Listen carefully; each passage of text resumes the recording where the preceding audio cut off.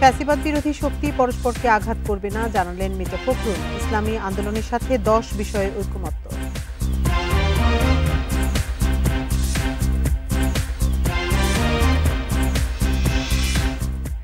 ঢাকা বিশ্ববিদ্যালয়ের অধীনে থাকছে না 7 কলেজ, শিক্ষার্থীদের আন্দোলনের মুখে সিদ্ধান্ত কার্যকর এই শিক্ষাবর্ষে।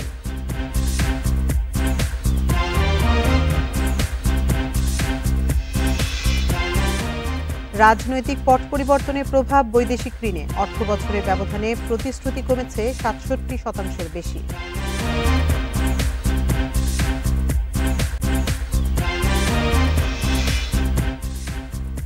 পাঠ্য বই না পেয়ে চড়া দামে পিডিএফ প্রিন্ট কিনছেন অভিভাবকেরা, এখনো ছাপার বাকি 20 কোটি বই।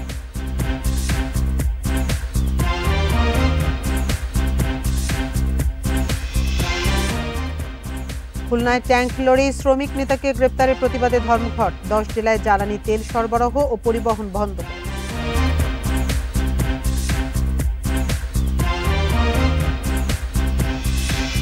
স্বাগত বিরতিহীন রাত 9টায় বাংলাদেশে, আপনাদের সাথে আছি আমি আতিফ আঞ্জুমান। শিরোনাম শুনছিলেন এতক্ষণ, এবার চলে যাচ্ছি পুরো খবরে। ফ্যাসিবাদ বিরোধী শক্তিগুলো একে অন্যকে আঘাত দিয়ে কথা বলবে না, এমন আশ্বাস দিয়েছেন বিএনপি মহাসচিব মির্জা ফখরুল ইসলাম আলমগীর। সোমবার রাজধানী পল্টনে ইসলামী আন্দোলনের সঙ্গে বিএনপির বৈঠক শেষে একথা জানান তিনি। এদিকে নির্বাচন ঘিরে দুই দলের মধ্যে আলোচনা চলবে বলে জানান ইসলামী আন্দোলনের আমির সৈয়দ রেজাউল করিম। জামাতের সঙ্গে বৈঠকের এক সপ্তাহের ব্যবধানে বিএনপির সঙ্গে বৈঠকের আমন্ত্রণ ইসলামী আন্দোলন বাংলাদেশের। সোমবার দুপুরে রাজধানীর পল্টনে দলটির কেন্দ্রীয় কার্যালয়ে যান বিএনপি মহাসচিব মির্জা ফখরুল ইসলাম আলমগীর সহ দলটির সিনিয়র নেতারা। উভয় দলের নেতাকর্মীদের মধ্যে চলে প্রায় 1.5 ঘন্টা বৈঠক।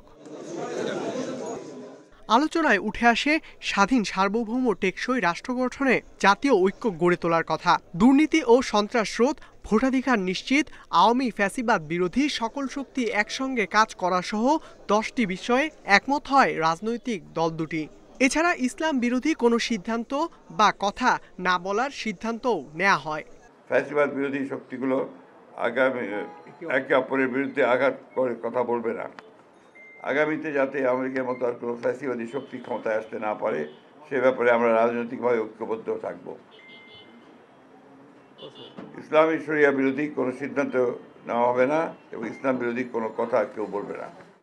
1 বছরের মধ্যে জাতীয় নির্বাচনের দাবি জানান ইসলামী আন্দোলন বাংলাদেশের আমির সৈয়দ রেজাউল করিম। যৌক্তিক সময়টা আমরা বলেছি 1 থেকে 1.5 বছরের মধ্যে, এরকম একটা কথা আমরা বলেছি। আর 6 মাস তো প্রায় চলেই গেল, আর 1 বছরের মধ্যেই সুন্দর একটা জাতীয় নির্বাচনের ব্যবস্থা করবে, এটাই আসলে মূলত আমাদের কথা। এদিকে প্রশাসন থেকে আওয়ামী ফ্যাসিবাদের দোসরদের দ্রুত অপসারণেরও দাবি বিএনপি ও ইসলামী আন্দোলন বাংলাদেশের। ইকরামুল কবির, ইন্ডিপেন্ডেন্ট নিউজ, ঢাকা। সাবেক প্রধানমন্ত্রী শেখ হাসিনার সামরিক উপদেষ্টা তারিক আহমেদ সিদ্দিকের বিরুদ্ধে 4টি মামলা করেছে দুদক। তার বিরুদ্ধে 3টি বিমানবন্দরে উন্নয়ন প্রকল্পের নামে 812 কোটি টাকা আত্মসাতের অভিযোগ। আসামি করা হয়েছে আরও 18 জনকে। সোমবার রাজধানীর সেগুন বাগিচায় দুদকের মহাপরিচালক আক্তার হোসেন সংবাদ সম্মেলনে এসব তথ্য দেন।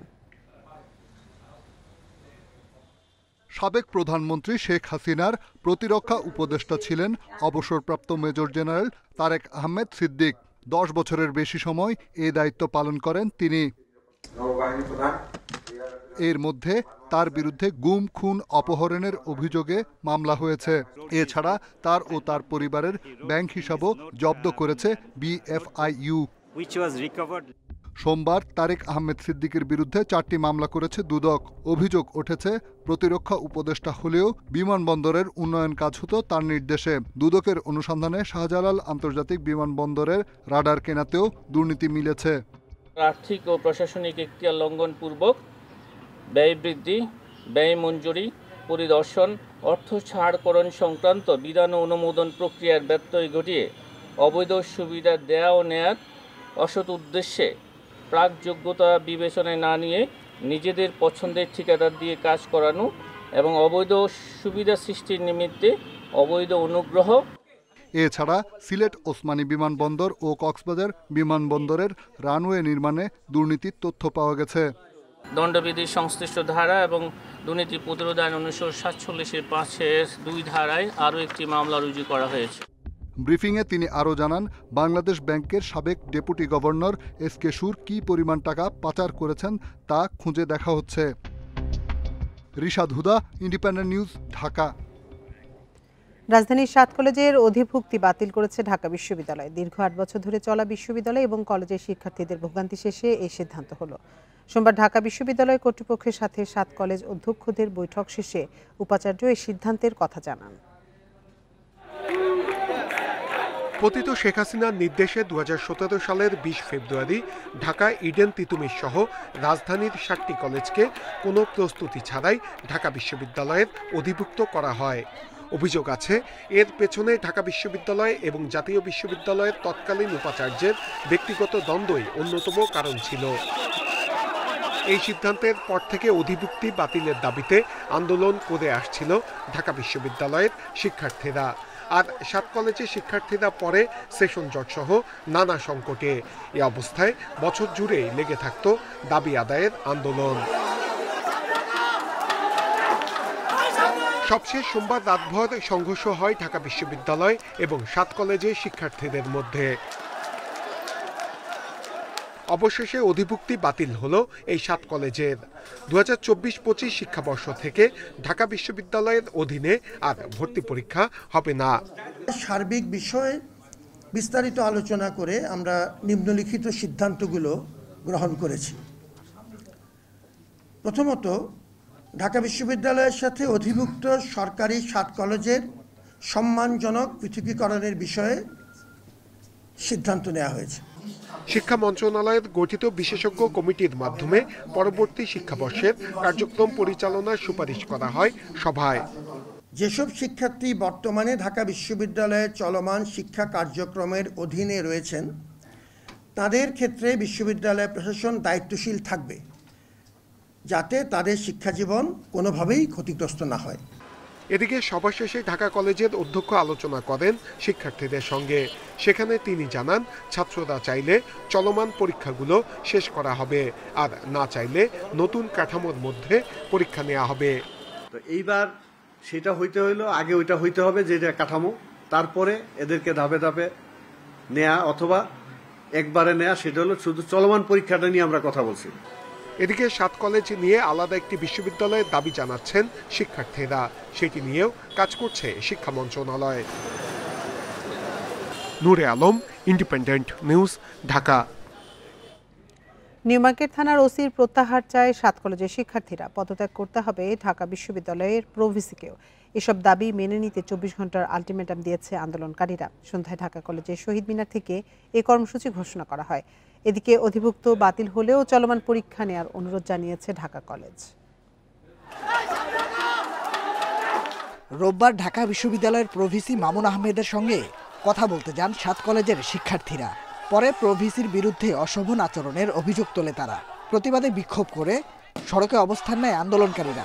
এই ঘটনার জেরে মধ্যরাতে সংঘর্ষে জড়ায় ঢাকা কলেজ ও ঢাকা বিশ্ববিদ্যালয়ের শিক্ষার্থীরা। 6 দফা দাবি বাস্তবায়নে সোমবার 4 ঘন্টা সময় দেয় 7 কলেজের শিক্ষার্থীরা।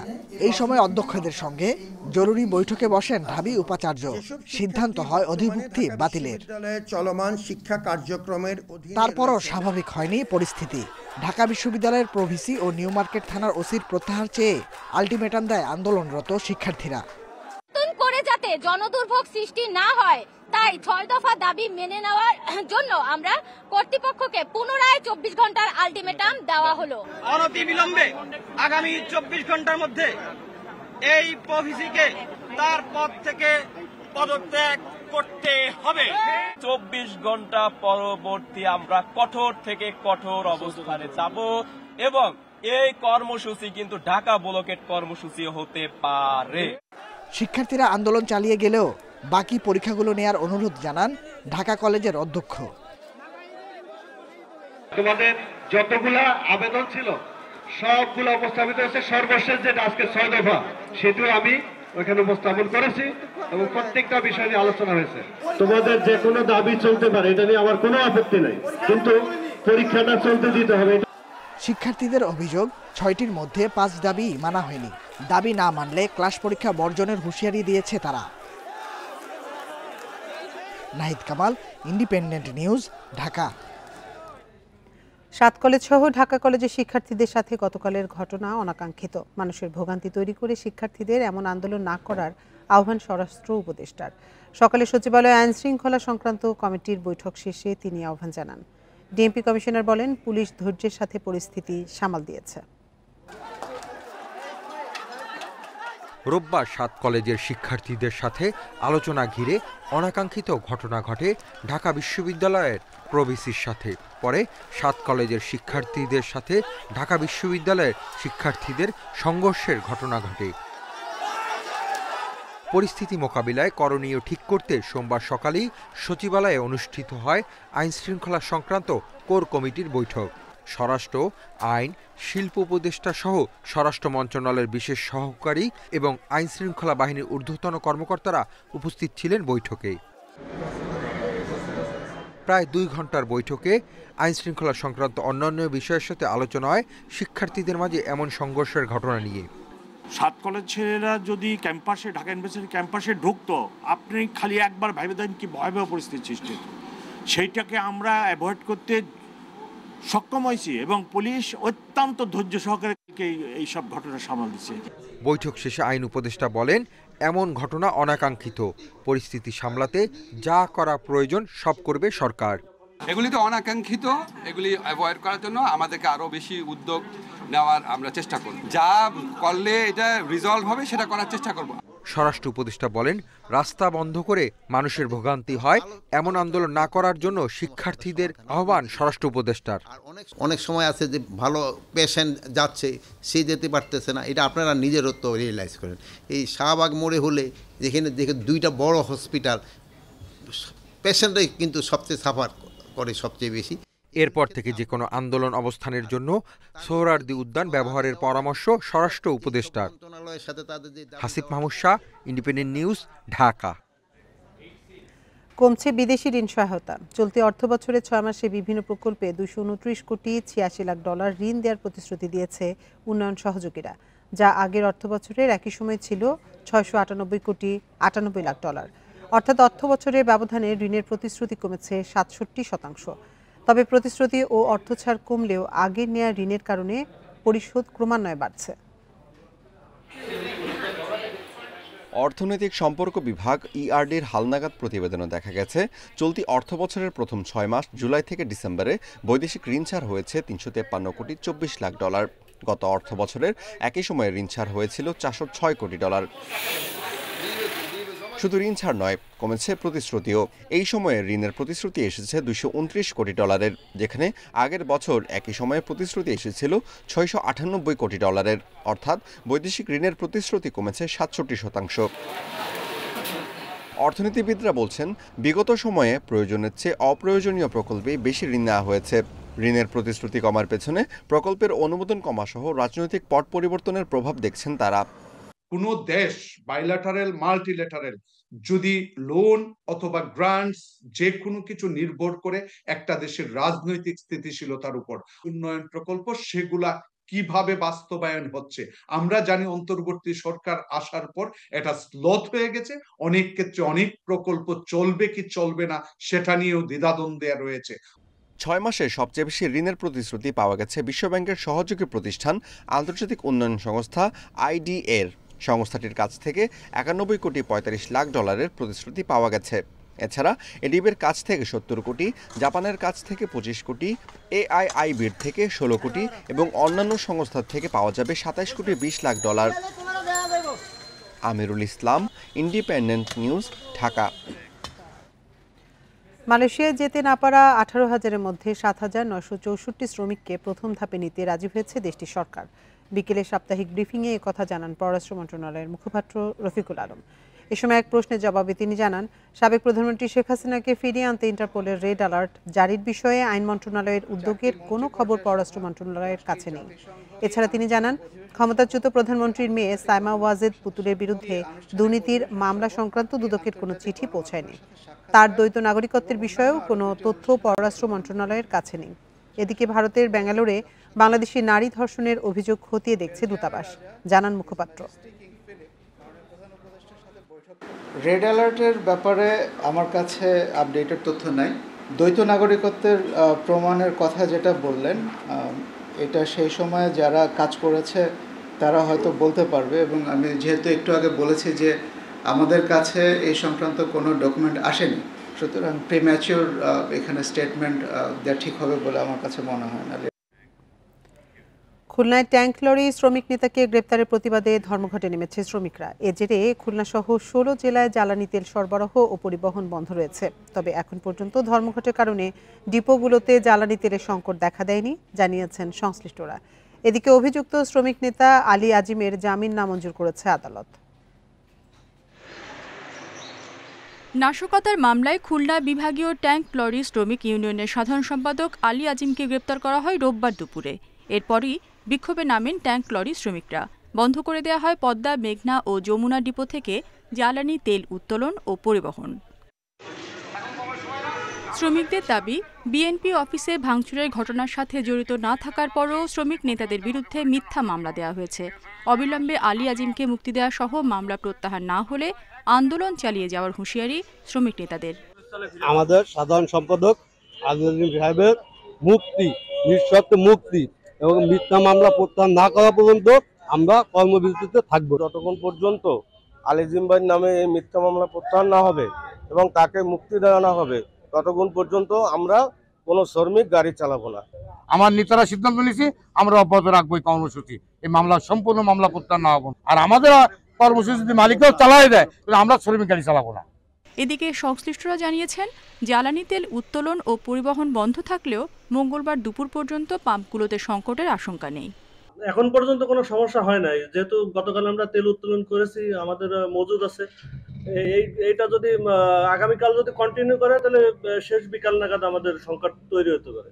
বিএনপি অফিসে ভাঙচুরের অভিযোগে খালিশপুর থানায় 21 আগস্ট খুলনা বিভাগীয় ট্যাঙ্ক লরি শ্রমিক ইউনিয়নের কার্যকরী কমিটির 4 সদস্য সহ 12 জনের বিরুদ্ধে মামলা হয়।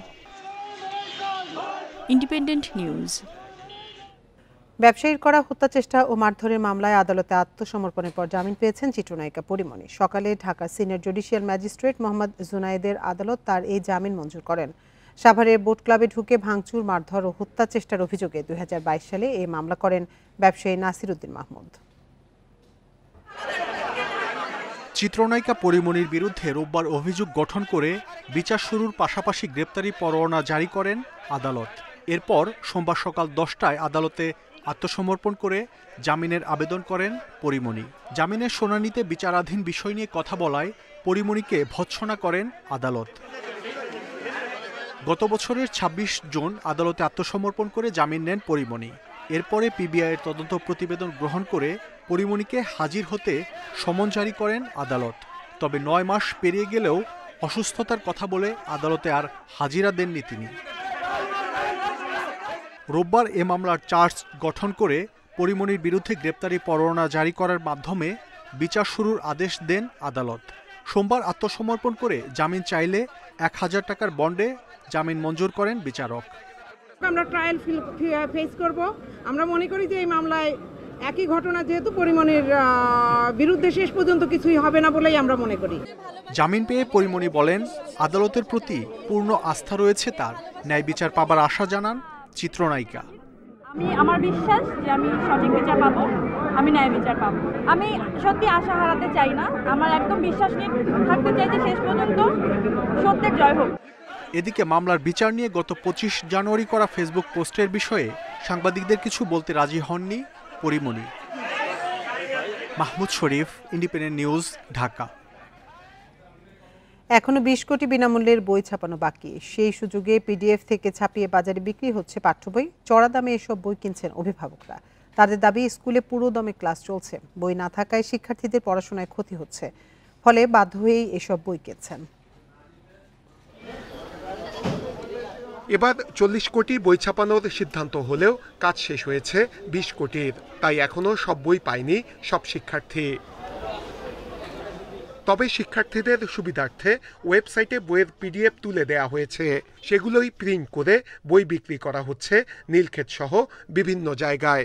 প্রাথমিকের বইয়ের সেট 1000 থেকে 1200 টাকা আর মাধ্যমিকের বইয়ের দাম রাখা হচ্ছে 2200 টাকা পর্যন্ত। PDF এ বই ছাড়ে দিছে, এখন যাদের প্রয়োজন তারা PDF থেকে প্রিন্ট আউট করে নিতেছে। আমার প্রয়োজন বাজার যেটা প্রয়োজন সেটা প্রিন্ট করে নিচ্ছে। স্কুলে পুরোদমে ক্লাস শুরু হয়ে যাওয়ায় অভিভাবকরাও এসব বই কিনতে বাধ্য হচ্ছেন। অনেকে গত বছরের বইও কিনছেন। ক্লাস থেকে পরীক্ষার চাপ দিচ্ছে, বিভিন্ন সাপ্তাহিক মাসিক যে পরীক্ষাগুলো সেজন্য, কিন্তু স্টুডেন্টের হাতে বই নেই। তো বাচ্চারা লেখাপড়া করছে, তাদের সময় মতো বই দিতে পারছে না, দুর্ভোগ তো হচ্ছে। বাধ্যতামূলক আমাদের কিনতে হবে, না কিনলে তার উপায় নাই। এছাড়া এনসিটিভির বিনামূল্যের বইও অবৈধভাবে বাজারে বিক্রি হচ্ছে। এরই মধ্যে বেশ কিছু বই জব্দও করেছে পুলিশ। মুদ্রণ মালিক সমিতির অভিযোগ, কিছু উপজেলা শিক্ষা কর্মকর্তাদের যোগসাজশে বই কালোবাজারে ছাড়া হচ্ছে। বইগুলো প্রেস মালিকদের ডেলিভারি দিচ্ছে থানা শিক্ষা অফিসে অথবা জেলা শিক্ষা অফিসে। এখন পর্যন্ত যত বই ধরা পড়ছে হয় স্কুল থেকে বিক্রি হচ্ছে অথবা থানা শিক্ষা অফিস থেকে বেরিয়ে আসার সময় ধরা খাইছে। এর সাথে প্রেস মালিকদের কোনো সংশ্লিষ্টতা নাই। এদের বিরুদ্ধে কঠোর ব্যবস্থা নেওয়ার হুঁশিয়ারি দিয়েছেন শিক্ষা মন্ত্রণালয়। উপদেষ্টা জানান, খুব শিগগিরই শিক্ষার্থীরা সব বই পাবে। এবছর খুবই কম সময় ছিল, বিদেশে পুস্তক মুদ্রণ করা যায়নি, পাঠ্য পুস্তকের শিক্ষাক্রম বদলানো হয়েছে। যেই বিষয়গুলোতে পরীক্ষা হবে, বার্ষিক পরীক্ষা হবে, সেই বিষয়গুলো সব বই ফেব্রুয়ারির মধ্যেই দেওয়া যাবে। কালোবাজারে বিনামূল্যের বই বিক্রির সাথে জড়িতদের ধরতে অভিযান চালাচ্ছে আইন শৃঙ্খলা বাহিনী। নূরে আলম, ইন্ডিপেন্ডেন্ট নিউজ, ঢাকা। আর এই ছিল বিরতিহীন রাত 9টায় বাংলাদেশে। এতক্ষণ সাথে থাকার জন্য ধন্যবাদ সবাইকে।